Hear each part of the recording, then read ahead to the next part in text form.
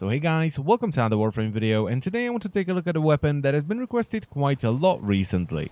The weapon I'm talking about is the Seer. Now, this is not a weapon for the veterans or for people that have been playing the game for quite some time. This weapon was just designed with new players in mind. It is not overly powerful, but it's also not complete garbage. It doesn't have a mastery rank requirement, and the build requirements aren't too harsh either. You just need 2 autokin cells, and all the other parts that you need for the weapon are dropped by Captain Vor in the mission Tolstoy on Mercury. And I'm really not sure about this because it's been a long time since I started playing the game, but I think Mercury is still the first planet, and Captain Vor is the first boss you can fight. So yes, this weapon just has new players written all over it. Although you will have to kill Vor like 10 or 15 times before you get all the parts, because he drops many different things and he has to drop the blueprint for the Seer, the barrel, and also the receiver. Now, as I've said already, the Seer doesn't have a mastery rank requirement, and it's a semi-automatic secondary pistol. Its bullets do have travel time, however they're about 3.5 times faster than Boltor's bolt. So while you still have to read your target a little bit, it is not anywhere near as bad as it is with the Boltor or with bows.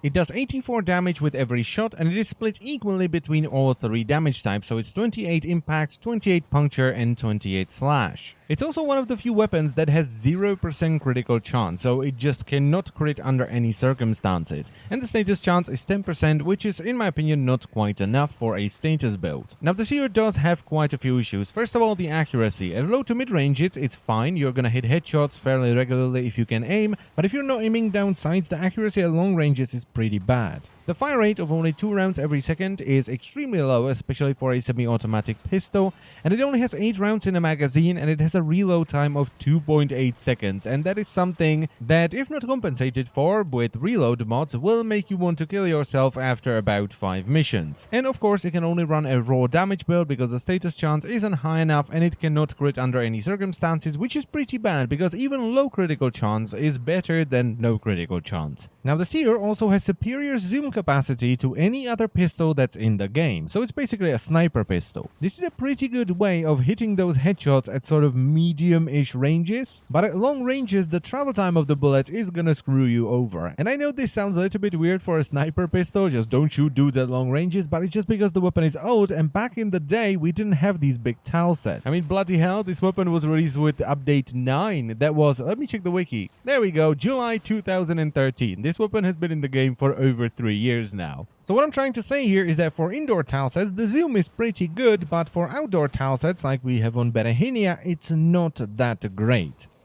Damn it. Should have started the video with, "Back in my day, we used to snipe with pistols, you young whippersnappers." But then again, we used to snipe with the heck as well. And that's a shotgun. 2013 was crazy. Anyway, let's take a look at the build.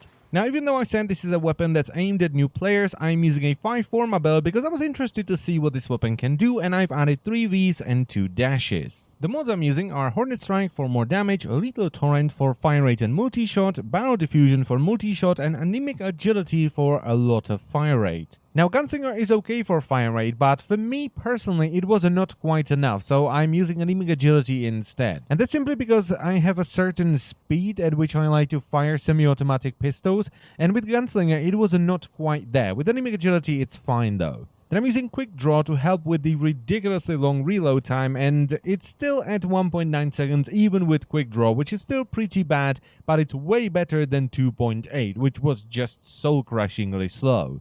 And to top it off, I'm using Convulsion and Pathogen rounds for corrosive damage and Primed Heated Charge for heat damage. And of course, you're gonna change these around based on the faction you are going up against. Now, as I've said already, this weapon has a lot of issues, but for what it is, it's pretty damn good, and I actually like it. It is a lot of fun to use. First of all, the weapon sounds really good.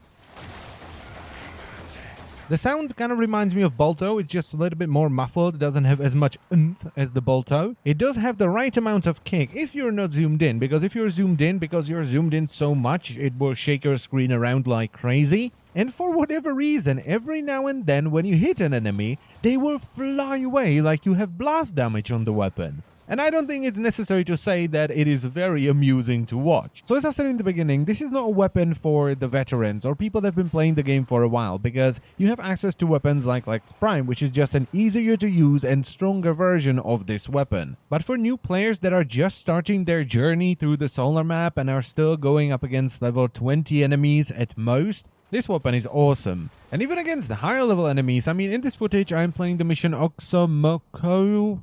I don't know how to pronounce that. It's the exterminate mission in the void. The weapon was still doing fairly well. Yes, heavy gunners took 2 shots to the face before they went down, but all the other enemies died with just 1 shot. And most of the time, it didn't even matter if I hit a headshot or a body shot, so the weapon can do damage. And since the weapon does an equal amount of slash puncture and impact damage, it's awesome versus all the factions, so this is just a really good starting weapon. Nothing more, nothing less. For veterans, a little bit of fun, but for new players, a great way to start off the game. Unless, of course, you get screwed by RNG and you don't get any receivers like me. But anyway, that's it for the video. I thank you very much for watching, and I will see you next time. Bye-bye.